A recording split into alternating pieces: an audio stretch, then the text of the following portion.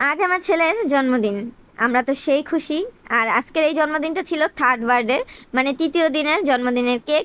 এর আগে আমি কেক কাটছি, কাদের নিয়ে কাটছি সব কিছুই আমি নেক্সট ভিডিওতে আপনাদের সাথে শেয়ার করব। সেটা হচ্ছে পরশু দিন, যেহেতু আমি একদিন পর পর লং ভিডিও এখন আপলোড করি।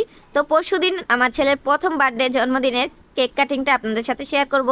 আর আমি ওই দিন কোনো কিছুই রান্না করি নাই, শুধু কেকই ছিল। চাইছিলাম বাচ্চাদেরকে নিয়ে, বোনের ছেলে মেয়ে সবাইকে নিয়ে, ভাই বোনকে নিয়ে, পাশের বাসার বাচ্চাদেরকে নিয়ে জাস্ট একটু কেক কাটবো। তো আমরা সবাই এখানে হাজির হয়ে গেছি। এখানে আমার বোনেরা ছিল, বোনের বাচ্চারা ছিল, ওরা তো খুব খুশি কেকটা দেখে। আমি কিন্তু সিম্পলের মধ্যে করছি, কারণ এর মধ্যে আবার আমার অনেকগুলো কেকের অর্ডার ছিল, যার কারণে নিজেদের কেকগুলোকে অতটা প্রায়োরিটি দিয়ে বানানো হয় না। কিন্তু মাশাল্লাহ আলহামদুলিল্লাহ আমার ছেলে কিন্তু খুব খুশি। আপনারা কেক দেখেই বুঝতে পারতেছেন, তাই না? কি বলেন আপুরা?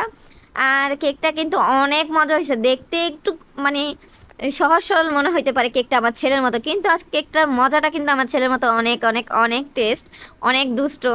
যেমন আমার ছেলেটা প্রচুর দুষ্ট, কেকটাও তেমন অনেক মজা ছিল। তো যাই হোক, এখানে সবাই মিলে, আন্টি, বোনের মেয়ে মানে ও ছোট বোন, সবাই মিলে কেকটা কাটতেছিল। আর আমরা দুষ্টুমি করতেছিলাম, না 3বার করলাম জন্মদিন। তো ওর আন্টিরা বলতেছে, হ্যাঁ আমাদের জন্যই বেচারা 3বার জন্মদিন হলো। আমার ছেলে তো বাস এখানে সে অনেক খুশি। আমাকে প্রথমেই বলছে, মা কোনো রান্না বান্না কিচ্ছু করবা না, আমাকে বিরিয়ানি কিনে দিবা।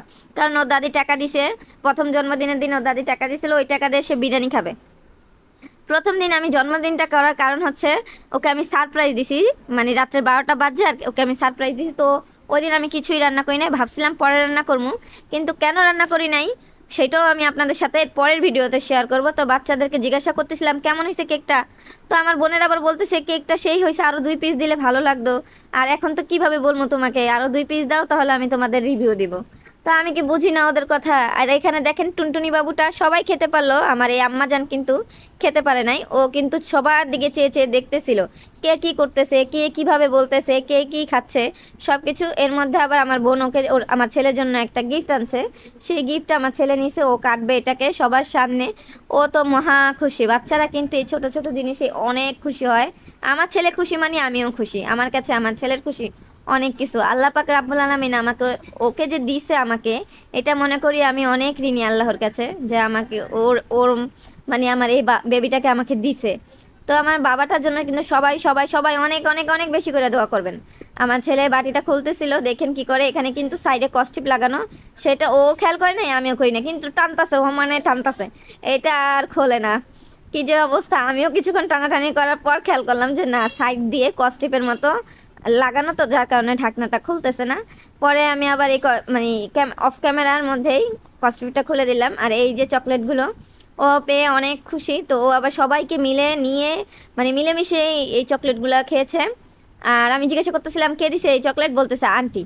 তো আবার ও থ্যাংক ইউ বলতেছিল। ও আবার একটা জিনিস কি, কেউ যদি ওরে কিছু দেয় ও সাথে সাথে থ্যাংক ইউ বলবে, মানে ও এই জিনিসটা খুব ভালো বুঝে। তো আমার ভিডিও যদি আপনাদের কাছে ভালো লেগে থাকে, অবশ্যই অবশ্যই আমার জন্য একটা লাইক, একটা কমেন্ট আর একটা ফলো দিয়ে রাখবেন। আল্লাহ হাফেজ।